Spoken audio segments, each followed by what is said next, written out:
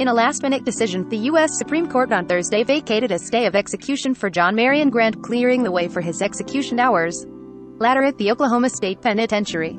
Grant's execution was stayed Wednesday by the 10th U.S. Circuit Court of Appeals. However, Oklahoma Attorney General John O'Connor appealed that decision to the U.S. Supreme Court, which reversed the appeals court in a 5-3 vote. Justice Neil Gorsuch recused himself as he presided over Grant's case during his tenure as a 10th circuit judge. Grant's execution would be the first in Oklahoma, one of the country's leading death penalty states, in over 6 years. The return to lethal injections in the state where the method was created follows a series of bungled and gruesome executions in 2014 and 2015. The next person scheduled for execution is Julius Jones, whose case and claims of innocence have caught national attention. Jones's execution was also stayed by the 10th Circuit, but the U.S. Supreme Court's ruling Thursday also allows the state to proceed with his death sentence. He is scheduled for death by lethal injection on November 18 and has a clemency hearing before the Oklahoma Pardon and Parole Board on Monday. The federal public defender for both men, Dale Beich, said moving forward with the executions could cause an unconstitutional risk of excessive pain, and executions will go forward in Oklahoma despite significant questions regarding the constitutionality of the state's execution protocol, he said in a statement. The district court ordered a trial to determine whether the protocol creates an unconstitutional risk of excessive pain and suffering, yet the Supreme Court will allow Oklahoma to execute Mr. Grant with that protocol. Oklahoma used a drug mixture not authorized under state protocol to kill Charles Frederick Warner in 2015. His death was just the latest in a string of executions condemned in the U.S. and internationally, from the president to the UN human rights chief. Just a few months prior, the execution of Richard Eugene Glossip was halted for a second time, with just hours remaining after the wrong drug mixture was delivered to the prison. The year before that, Clayton Durrell Lockett took 43 minutes to die when the wrong needle was used to administer a lethal injection, causing the drug to pool on his muscle tissue. Media witnesses were escorted out of the death chamber minutes after Lockett regained consciousness on the gurney. An autopsy found he died of a heart attack. What happened in Oklahoma is deeply troubling, President Barack Obama said at a news conference a few weeks later.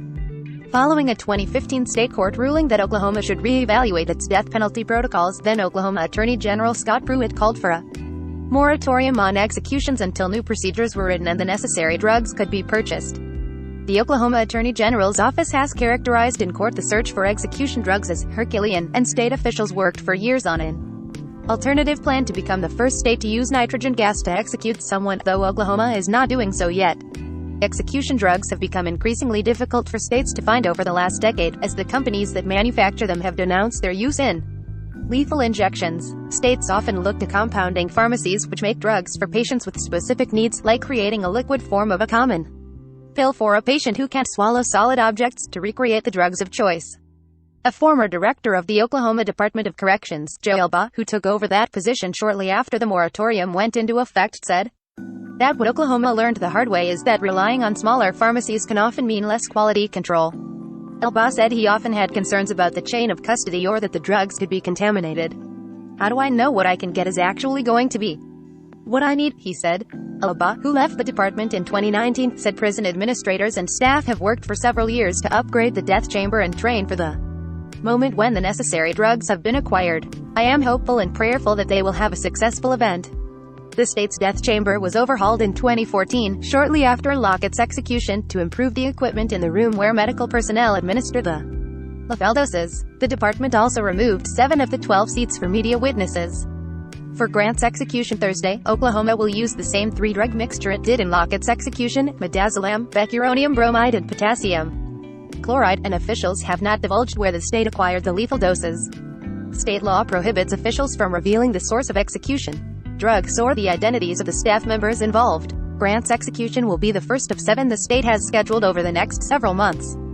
Maria Kohler, an assistant professor of law at Oklahoma City University who also sat on the Oklahoma Death Penalty Review Commission, said the state's push to resume executions while a federal case on the constitutionality of the method is underway is reminiscent of the problems with Lockett's execution.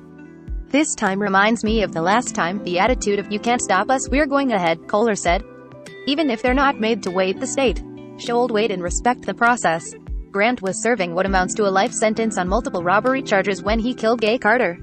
Grant was working in the prison cafeteria, where Carter supervised a group of men incarcerated at the facility, but after he got into a fight with another inmate, Carter removed him from his position.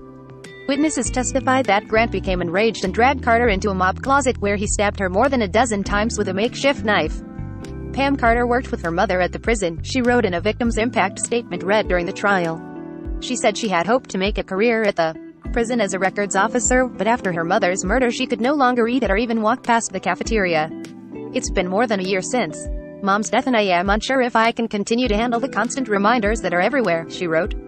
During prosecution, Osage County District Attorney Larry Stewart said that seeking the death penalty was the only way to assure that Grant could not kill or harm someone else again. Janice Boyes, who served on the jury in Grant's 2000 trial, agreed.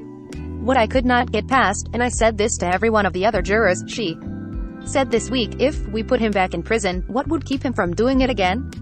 Citing her faith as a Jehovah's Witness, Boyes said she was not generally in favor of the death penalty, but she felt that in Grant's case it is warranted.